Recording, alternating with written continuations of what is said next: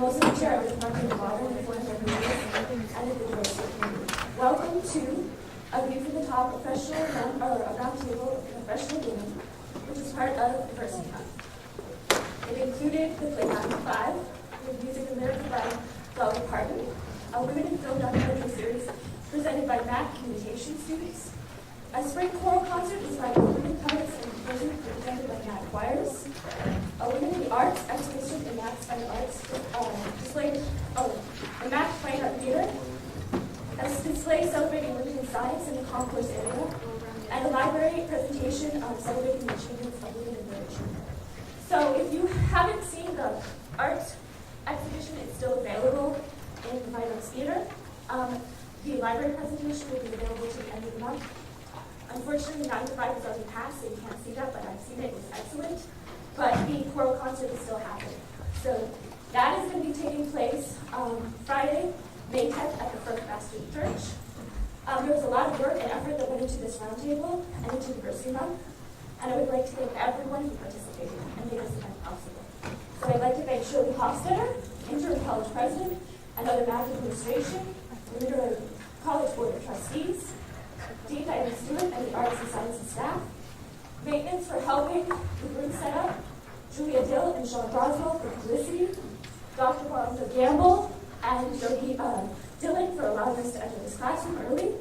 I would also like to thank the fellow members of my diversity committee, Director of Choirs, Harry Cecil, Bruce Sieber, an Associate Professor of English, Abby Warner, the art instructor, and Sean Roswell, our communications director. And most importantly, I would like to thank the most important woman in this room for me, my mother, for better or worse, has made me everything that I am today. It's about common stuff. Would you stand up, please, Mom?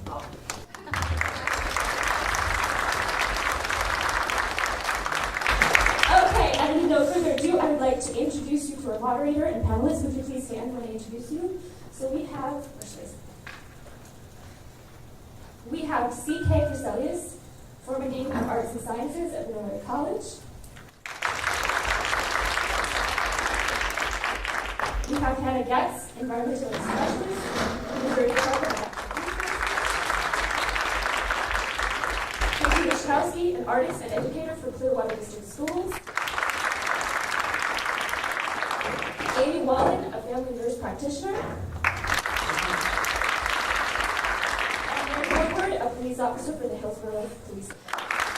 And our moderator is Mr. Harry Cecil, director of choirs at MAC. I know they have a lot of great things to say, so we're just going to get right into it. So we're going to go down the line, and I would like to just start with who are you, what do you do, and what would you say is a driving force behind your success? So Mary, what would you say? I'm Mary Woodward. I graduated from the Law Enforcement Academy here in 2018, just a few months ago.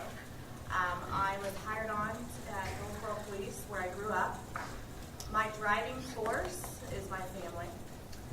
They've always supported me in everything that I have done, and I hope they continue to support me.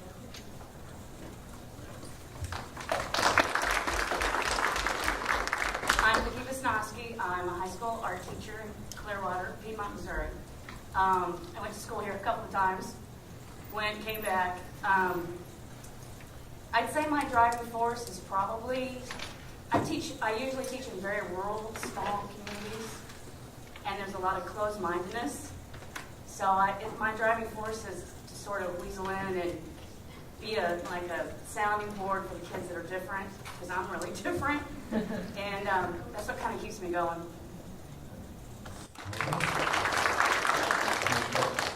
I'm Kate Creselius. I am the former Dean of Arts and Sciences here at Mineral College.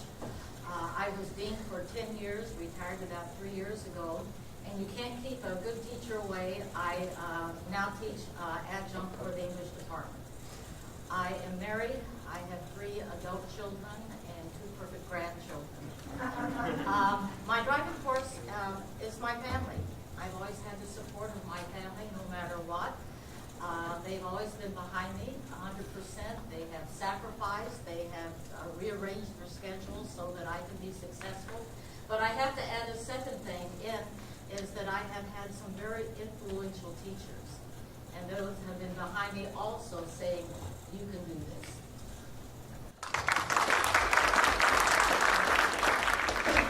My name is Amy Wallen. I am a family nurse practitioner and corporate compliance officer for Sister Recovery Centers of America. I got my associate degree in biology, associate degree in nursing here at MAC. I got my bachelor's degree at CMU for MAC, and then I have a master's degree in business administration, master's degree in healthcare administration, my family nurse practitioner. I have my doctorate of nursing practice, and I'm currently getting my nurse practitioner in psychiatric mental health. My driving force is, I call it my personal ADD. I keep having different interests, and I want to learn more about it. And my husband, luckily, has come along for the ride. And I have 2 stepchildren, and we have 8 rescue dogs. You know, our lives.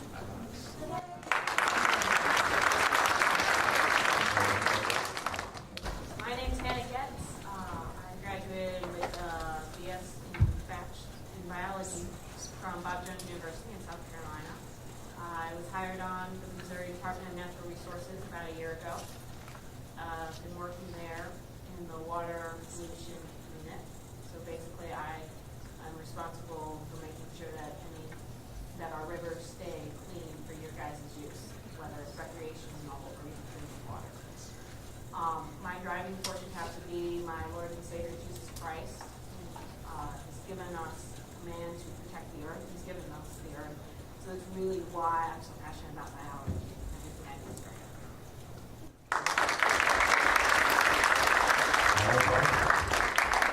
it. So this question, this first real question is directed towards everyone. And forgive me for starting here, but you can spin it into a positive. We'll start on this side again, Hannah. In times of adversity, how are you able to stay focused on achieving your dreams and remain positive? Well, every day is a challenge for me. School is a challenge, work is a challenge every day. And I just get up every day and I have to lean on God for my strength every day.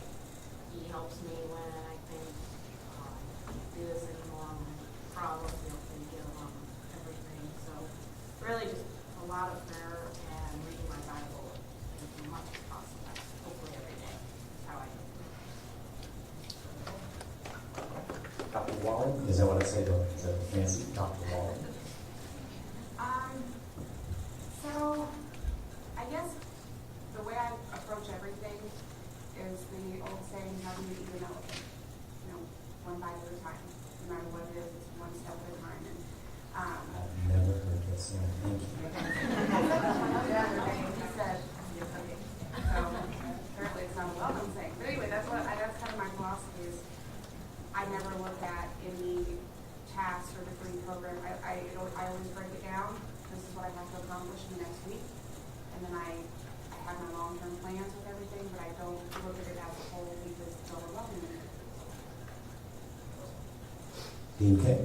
This position definitely had its up and downs over the years.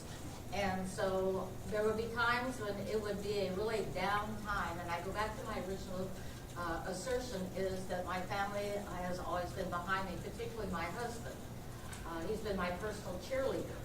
And I would come home and I would be down and he would know it and just simply let me talk, which is really, really important. There was a time, in fact several times, when I thought I want to chuck this job, I don't like it, I don't want to do it anymore. And he would talk to me and he would say, Kate, you can do this. And so he would send me back to work the next day and then I would look at the problems that were there. And it was not as bad as I had anticipated. I would go home and he would send me back and say, you can do this. So I think being a time when you have adversity, you need a personal cheerleader. And as my family was mine. It doesn't have to be a mate or a spouse or somebody like that, but somebody who can look at you and say, you can do this. Let me just take the question. So the question was, in times of adversity, how are you able to stay focused on achieving your dreams and remain positive? Well, you can imagine being a high school teacher, I want to pull my hair out a lot. And I guess what keeps me going really is that just at the moment that I think I can't do this, I can't do this, I can't do this, bartender's looking really good. That kid gets it, the light bulb goes off, and you're like, okay, this is what I'm supposed to be doing. This is good, I can go, and it keeps me kind of propelled for a while. So basically it's just the kids. And then Ms. Woodward? The devil's in the details. I mean, if you look at the negativity, I mean, my profession is not very well liked at the moment. We do have a lot of cheerleaders and a lot of people that will support us, but we also have the few that don't. And if I sit here and look at the few that don't, what's the point? I mean, I'm not going to let them, they're actually my driving force to continue to do what I do and to make this profession proud. For a female, for an officer, for somebody who's a minority in the same field, you just got to keep going. You have to push through, because if you don't, then what's the point? Everyone giving out these nice digestive sound bites. Like, that's awesome. All right, so what we're going to do now is just have more direct questions specific to you. And so I'm going to start with Mary. You kind of started with this. So according to the National Research Center, women account for less than 15% of the local police officers and only about 3% of local police chiefs. Do you find this statistic to align with the demographics of your precincts near and around you? And is this a deficit that you notice in your daily work? I don't identify with the statistics. I mean, I'm not a statistic. I'm an officer. And if you continue to sit there and, well, you know, this person is doing this, this person is doing that, you're not going to get ahead. You know, I'm a police officer. Doesn't matter if I'm male, female, I will help you, I will do anything for you. But I don't like statistics because I feel like they kind of give a false narrative. And, you know, I'm just here to do my job. And So what would you find to be the most rewarding thing about your individual working? I have met a lot of people, a lot of colorful people on calls, and my most rewarding are the kids, the innocence of them, because they haven't been, I guess, tainted in this world that we live in. And when you see them, they get so excited, and they want to play with your lights and sirens, they want to sit in your car. It's a good feeling. That is the reason why I do these things, because of the kids. They haven't been distorted with our world that we are living in today. So, what am I driving for? All right. So I'm going to pass it over to Hannah. And my question for you, Ms. Getz, is I hit you with another stat. I just realized how lame I sounded, so I apologize. This will be the last stat for the day. So, all right. So, first, acknowledging that these statistics vary greatly depending on the field of your occupation in science, technology, engineering, and math. According to the National Science Board, women in 2013 made up over 50% of college-educated workforce, but women represented only 29% of individuals in science and engineering occupations. So my first question is, in your profession in particular, because it does vary, in your profession, do you see this statistic holding true still right now? And then, is it trending more positive or more negative in your representation? No, not really. Most of my college teachers were male in the science profession, but most of the students were female. We had overall at our school we had 55% enrollment for females versus 45 male, and many of my classes were predominantly female. But for the workforce, it really varies depending on what you're looking at. If you're looking at Missouri Department of Natural Resources, I could say maybe 50-50 female, male. My particular office is predominantly male, but many of the other offices are predominantly female.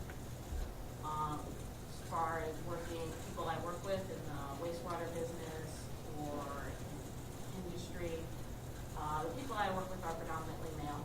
It kind of comes with the territory, wastewater. A lot of females understand that, but we do work with some females.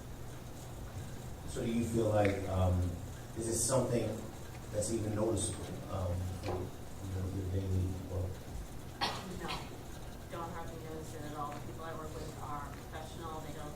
I don't know if they're male or female. They don't know if I'm male or female.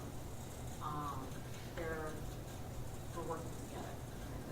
We're looking at it. That's great about science. No one, details like that really don't matter. We're worried about what do you know, how can you help me, how do I fix this problem, what kind of work do you do? And science is very geared towards that and much less towards details like your gender. Well, okay.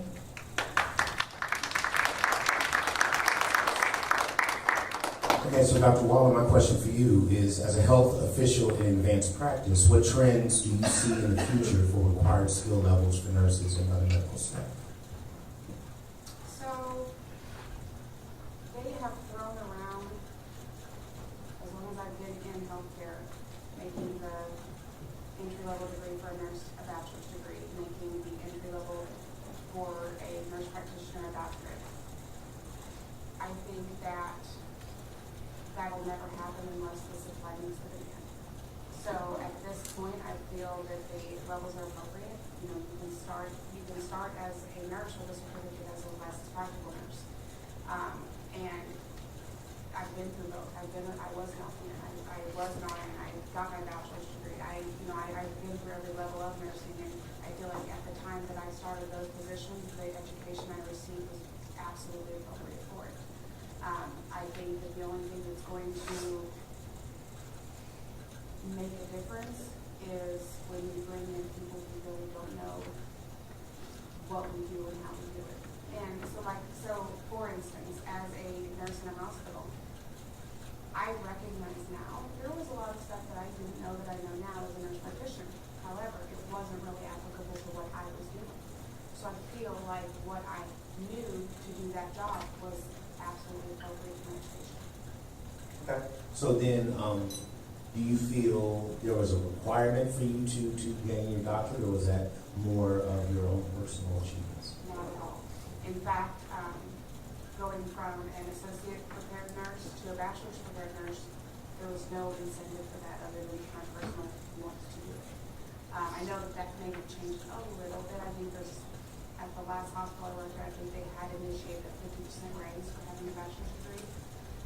So, I mean, yeah. And then as far as my doctorate, you know, when you're looking at the nursing profession, when you come out as an LPN, you take a board exam. When you come out as an RN, you take a board exam. Nurse practitioner board exam. But your higher level degrees for that position, you no longer take the board exam, and you are required to have those degrees. So whenever you're looking at the extreme demand, employers like you to be highly educated, have a higher education, but they don't. They can't require it because there's just not enough of us. Now, as the corporate compliance officer, yes, I had to have, not the doctorate, and I didn't even have to have the MBA, but it put me at a better position when I started doing it. And prior to what I do now, I managed dialysis clinics for 10 years. So it's on-the-job training, and like I said, the education is still looked at as, are you a nurse? Okay, well, let's see what you can do. I have one more for you, then I'll let you off the hook, I promise. But you kind of brought this up, so I'll say what. Do you believe, what are the difference you see in who is hired and staffed in a rural community versus more of a populated metropolitan in your field, a nurse practitioner? I would definitely, so I traveled for 2 years as a registered nurse, and I would definitely say whenever I went to the more urban communities, we did have a lot more, but it was because there was a lot more universities, and university entry-level education is a bachelor's degree. Right. So definitely you're going to see a lot more associate degree nurses because that's what's available. They're able to utilize the community colleges and get into the workforce and help their family a lot sooner, which, to tell you the truth, when I look back on my education, the hardest thing I ever did was right here going to the RN program. Congratulations, man.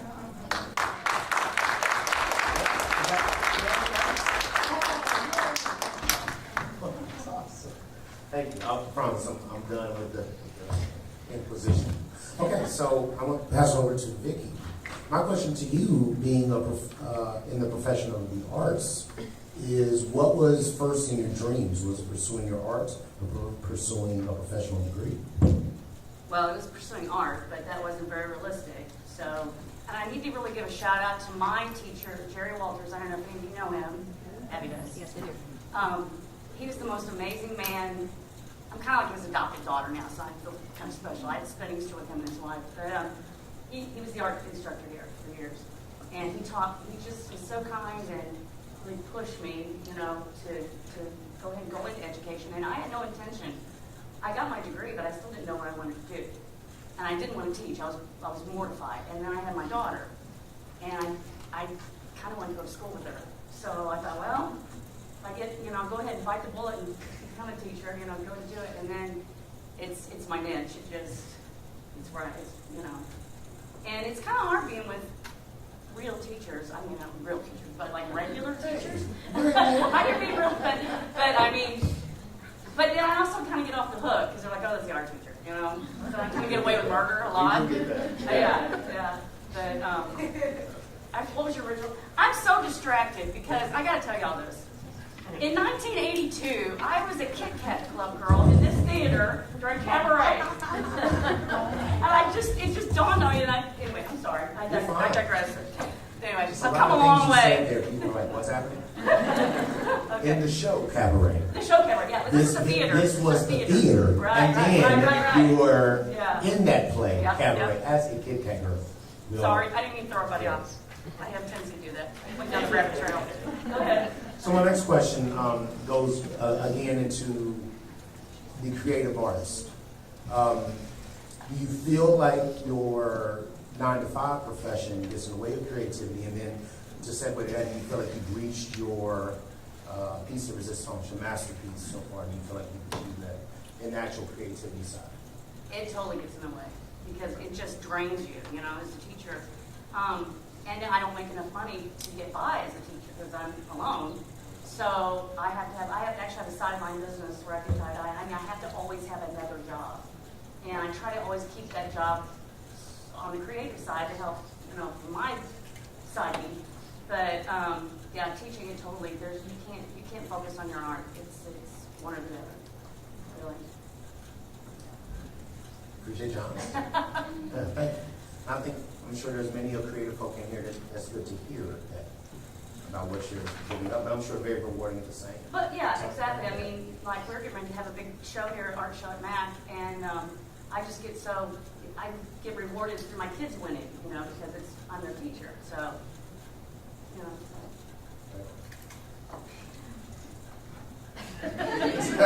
Thank you, Vicky. All right, and then Dean Crecilius, describe the progress you've seen from when you first started in the professional world through and any perspective you want to see as a woman, just in advancements in general, anything. I started here in 1989 as an adjunct, and I've been here in some capacity ever since. And I will never forget this. When I first came in, I was introduced to the administration in kind of bits and pieces. The registrar, the president, vice president, and chief financial officer, and so on and so forth. And it occurred to me that there were no women on that level whatsoever. And I was thinking to myself, I remember conscientiously thinking to myself, what's wrong with this picture? That at least 50% of the students in this institution are women, and they absolutely have no one to represent them. They had no counselors, they had no one to stand up, no advocates whatsoever. And I just thought that this was a travesty. As it was, being a lowly adjunct, I was not active, but I watched it evolve over the years. The acceptance of women in administration. Our first administrator was a registrar. It was Barbara Brockenkamp, way back when. And she sort of blazed the trail for the rest of this. And you know what? She was really good at her job. And so that she opened the door for the next person who came in, who was Dean Jean. And then I came in as the first woman who was Dean of Arts and Sciences. And again, that was a revelation. Not only this, that I noticed when I came in as dean, this was in 2006, I noticed something else, and that was on my level, there were not very many of us. When I went to meetings, particularly administrative meetings, meetings on the state level, meetings on the national level, what I would do would be walk into a room and see about 50 people, 47 of them of whom were men. And so it was not intimidating. I just took my seat and participated. But over the years, this has changed. If you know, and if you see, and if you look around right now, the women who lead our institute, or the people who lead our institution now, are women. There we go. Shout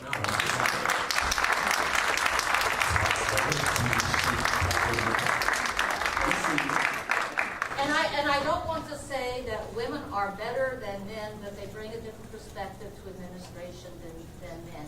And I've noticed this over the years. Catherine, you were, where are you? I saw you were back there too.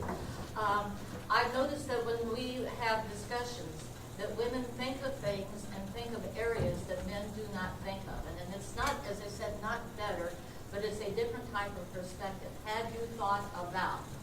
Sometimes we have to put the brakes on ideas. Working with men all this time makes me think that when men are looking for a solution, they tend to go from point A to point B. And ladies, what do? We take all kinds of detours, and sometimes it is annoying, Harry, when we do things like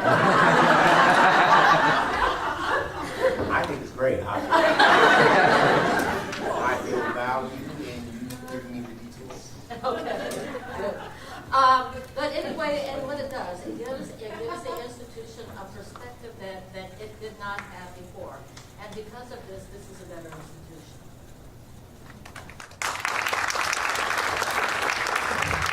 And one more question, one quick brain, because you were at one point a chief officer and a boss to many people. So, just on the hiring practices, what 3 attributes do you look for most when you're hiring someone? All right.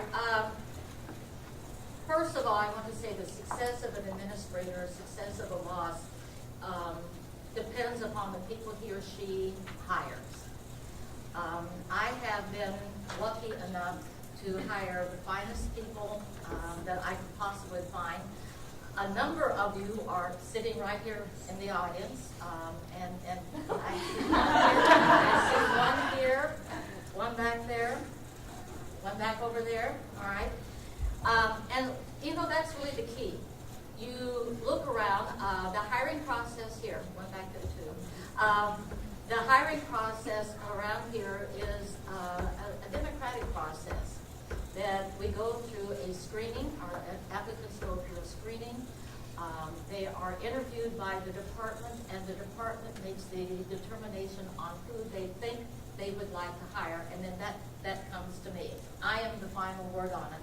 And I think out of all the times I have interviewed people, prospective hirees, I probably have said no maybe once or twice. That the departments, I trust my departments to do their job. Once I hire people, then I trust these people to do their job. I hire the finest people possible, and then I let them do their job. And you know what? They make me look good. I can do my job because they do their job and they do it well. So one of the things I look for is when I talk to you, if you remember at all the types of questions I asked you when you were going through the hiring process, was not particularly about your qualifications or things like that, but I talked to you a little bit about who you were, what your life was like, what you hope to do. We had a nice conversation. It was not a drill or something like that. And when I do that, then I can see to you if you're going to be comfortable in the job. Are you going to be a good fit, which is the second thing. Are you qualified? Are you going to be a good fit? And do I see growth, or do I see potential growth in you? Are you going to be someone who is able to do the job? Okay, and so far I was really lucky. I mean, the faculty at MAC is second to none. Can I follow her for a second?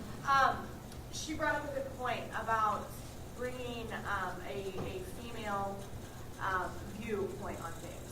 For example, when you have a sexual assault victim, the last person they want to talk to is a male, 9 out of 10 times. They don't want anything to do with them. They're going to clam up. Females tend to have that softer side.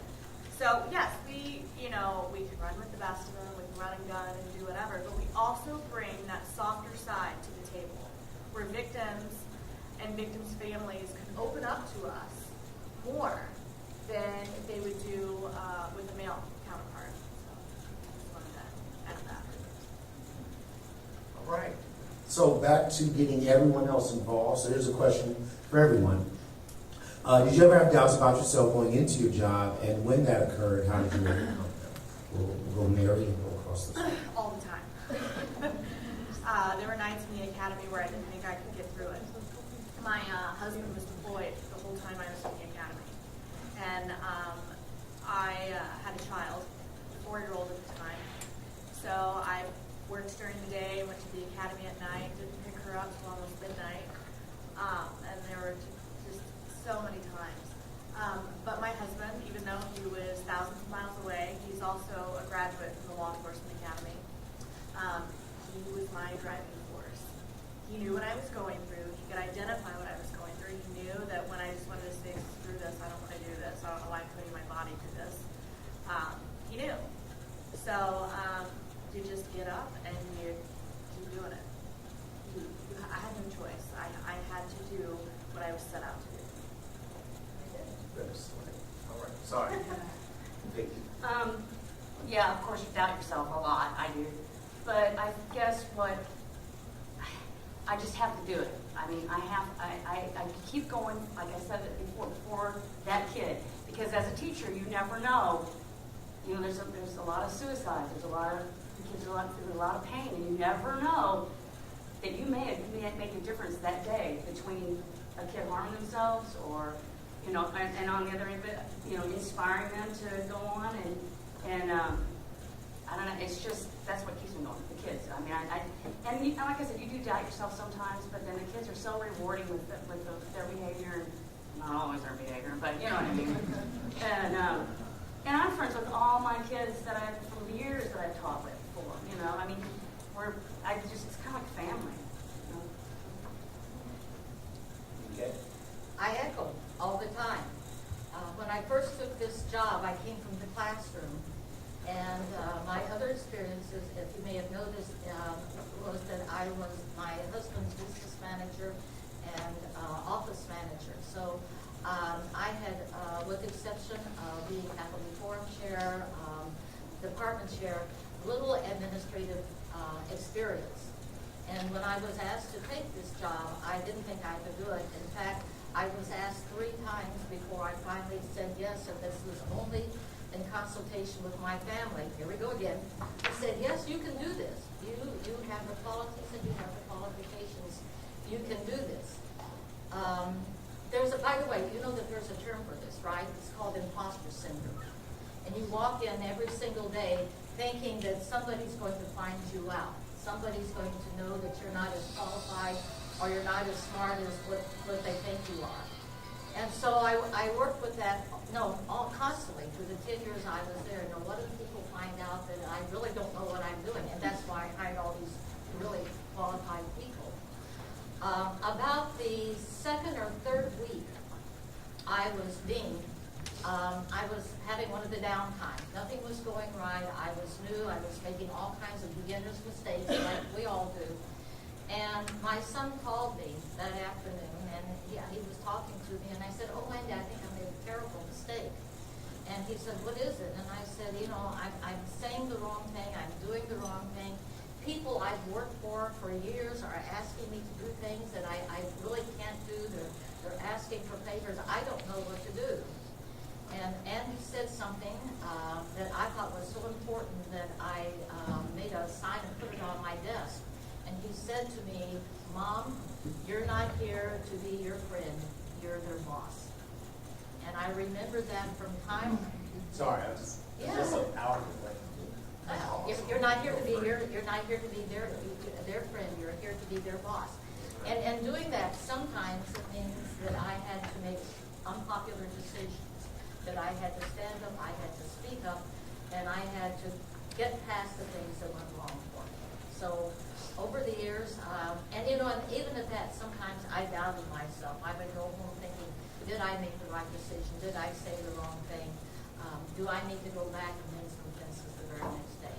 So very much, it was part of my life. I agree with both of you. So I'm going to reset the question. So again, did you ever have doubts about yourself going into your job, and when that happened, how did you overcome it? So, obviously, I don't know how to do everything. I mean, nobody does.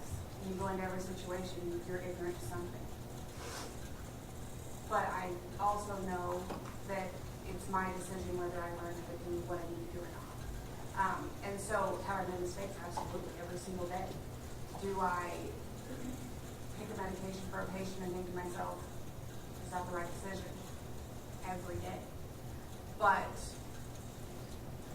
do I doubt that what I did at the time was what I should have done based on what I know? No.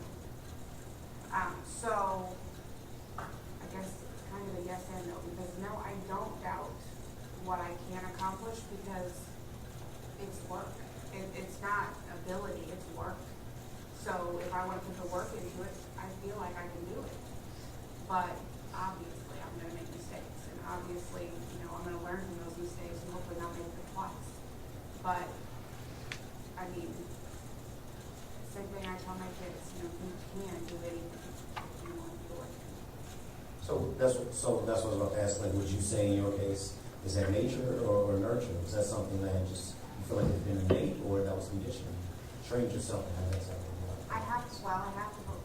For myself, shoot, whenever I started the nursing program, I had applied to the LPN program and the RN program, and I chose to do the LPN program because I wanted to be able to work after a year. First thing my dad said was, well, you'll never go back. And don't get me wrong, my dad was my best friend. He could encourage me every single day. But his first response was, well, you'll never go back, and that was sweatshirt, and I'm like, all right. Let's see. I'll show you. Yeah. I'll show you. Yeah.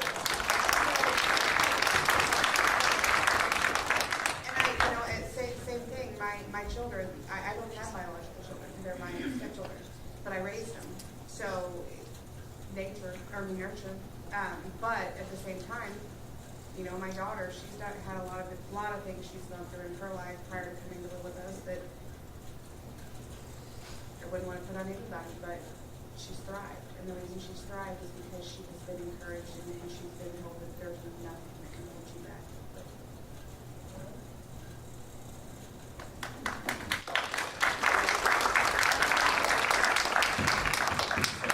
Today, you see, Mr. Cute. No, I didn't. It wasn't the right call at the time. It was. Sorry. Hannah? Well, absolutely, I have doubts. I'm a firm believer the more I talk to people, everyone has doubts, and everyone has periods where they're unsure and don't know what to do. It comes with life. How I deal with doubts, have a good cry, and then when I'm done, I pick myself off the floor and say, okay, now what am I going to do right now? Get all my emotions out of the way and be like, okay, how do I fix this? And my friends have been, especially my college friends, have been instrumental in that. We were going through the same thing together at the same time, and each of us had doubts and were unsure, and we're like, I can't do this, and we were able to come to each other and just support and uplift each other. And then another huge factor in that would be my family, echoing what everyone said here, just constantly being like, oh, I know you can do this. It should be easy for you.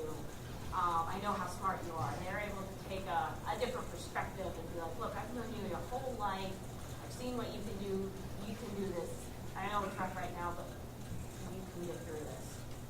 And ultimately, every day I just get up. Every time I have doubts, it's like, okay, God, I have my family, I have my friends. They believe I can do this. I believe this is what you want me to do. Help me get through this.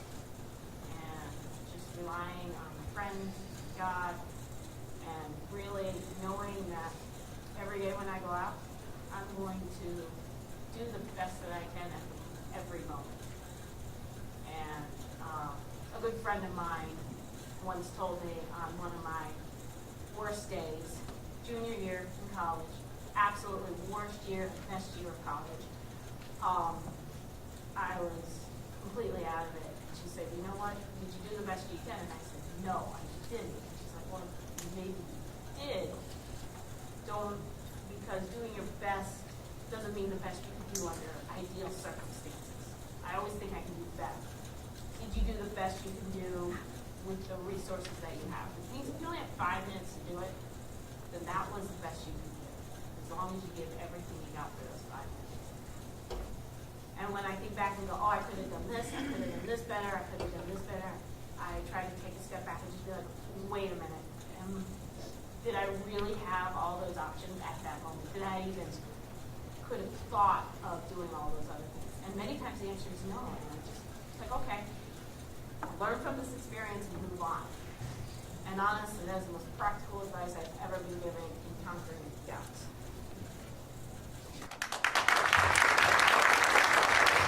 Before I was just looking at the last question, is there any questions from the audience that I want to ask this one director? Have I been that thorough? Fair enough? I did. Josh, you have a question? Oh, that's Hey. So I guess this is just like a general question. What time of your life do you think was most stressful in balancing your career and your family and your education? Literally a question I had. Not my last question. I was running out of time. You got me together. So thank you. Balance is the question. Challenge in your time. I surprised myself. I'm glad I waited going to the academy. I'm glad that I was able to spend a few years with my daughter before I went to school.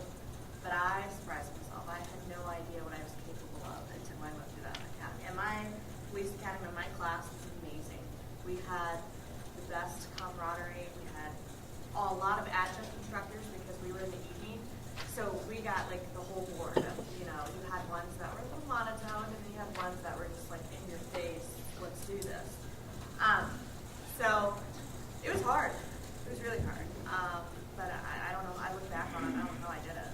By the grace of God, I guess, because I did. And when you put yourself out there and you push yourself, you surprise yourself. So, don't think that you can. If you start out thinking that you can't do it, then you're not going to be able to do it. It's all about your mindset and what you want to do. Anyone else want to address the question? My most stressful time is probably what all of you are, where you're at right now, trying to go to school and balance. Because after I left Mac, I went to SEMO because I wanted to get an art degree. And I was still living in Farmington, so I was working 3 jobs, carrying full load at SEMO, and driving an hour back and forth. And I know what y'all are going through, but it gets better. You got to get through. You got to do what you got to do, and then it gets better, and then you can focus on your career, your job. But it doesn't. College doesn't last forever, thankfully. I mean, for you it does. I know. I'm done. But you can see a light at the end of the tunnel. It gets really hairy sometimes, and you're not getting much sleep, but you got to hang in there.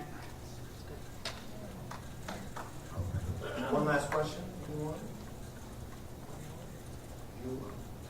Data reference. You have one now. Have to embarrass me, it's fine. I got you. So we know how you guys have inspired and have being a woman, having your perspective has helped you in your fields, but how have other women and their perspective helped you? Great question. Anyone on the panel? There's a lot of role models out there. Again, I come from a family of really strong women, and we support each other, and we have a history that leads toward this. My grandmother came from Europe to join her husband here, and she came across with 2 children and not being able to speak the language. And that is a very brave thing. I don't know if I would do something like this. My sister was a brave person. My nieces have been brave. We just have a whole family of people who are brave and who speak up.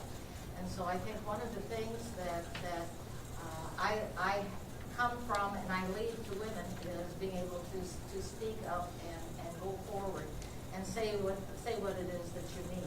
There's a lot. There's a lot more publicity such as this is being given to it, and this is good. There's been movies. I imagine a number of you have seen Hidden Figures, okay, about the importance of women for the space program. I recently read a book by Hedy Lamarr, and I don't know if you know anything about her at all, but she was a movie star. She was a glamorous movie star, but she is not noted for what she really did, and that was she paid the world for technology. She had a number of inventions and patents, and she was looked down upon, and those inventions were ignored because she was a woman. Maria Einstein was the same thing, that she helped her husband with her discussions and discoveries, and she was not recognized for what she did. So I think that as we are looking today, we are recognizing more of these, and a lot of these we have good history. I want to know one thing here, because I saw this right before I left this work. I was reading the paper this morning. This is what I read in the St. Louis Post-Dispatch this morning, and this should catch your attention. Across the U.S. economy, women earn roughly 80% as much as men. A generation's worth of social activism and conscious raising has done little to raise that figure. I think that we are doing more about this, but I think we have a lot more to go. I think that we are passing that on to you ladies to say that there's more work to do out there, and I think the fact that you are here and learning about this is the first step in doing that.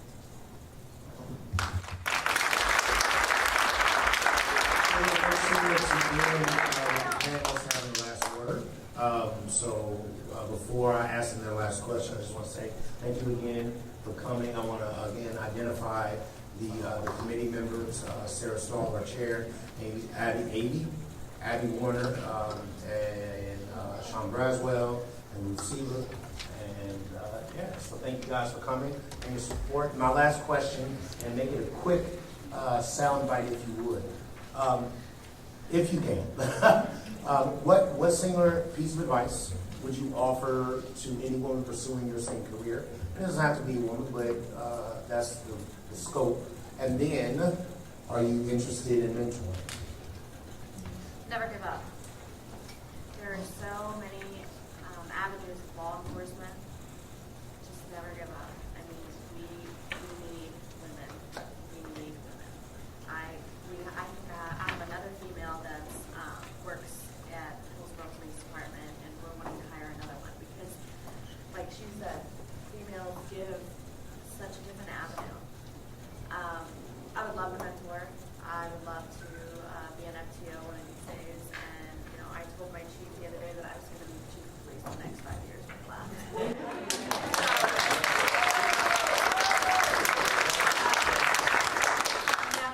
Never give up on your goals because you've mentioned them. You just have to look past all the negativity and go for it. Vicki, your singular I advice. would say, be true to yourself and stand up for what you believe in. And it's not an easy road all the time. But if you're not true to yourself, you're going to be shallow. I stand alone on a lot of my beliefs where I'm at, but they know it, And if you're not true to yourself, you just can't really be true to anybody. I feel. So, that's what Yes.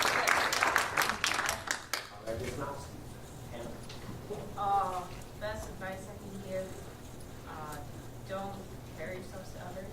A lot of women feel like they have to be better than their male counterparts. Don't try to do better than them. Try to do the best that you can.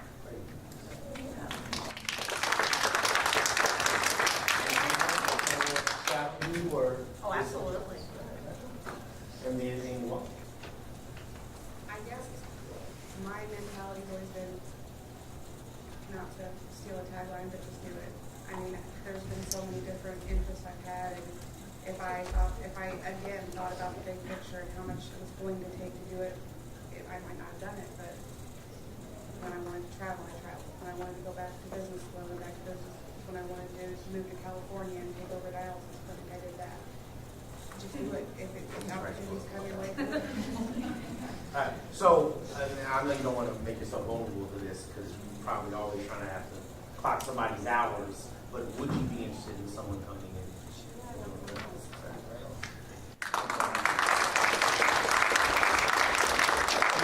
Go ahead and close us out. All right, I jotted down 3 words right here. One of them that you already had head start on, that one, is education and training.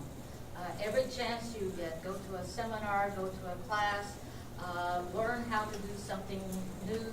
It will help develop you as a person and as someone in your field. The second one is to focus in on what it is that you want to do. Have a goal. At the end of 2 years, I want a degree. At the end of 4 years, I want a degree. Plans deviate, but keep a focus so that you're going forward. And the last thing is, we've mentioned this, all of this, is find support. Find somebody who will be your cheerleader and let that person get behind you. And yes, I would be happy to give a mentor gift.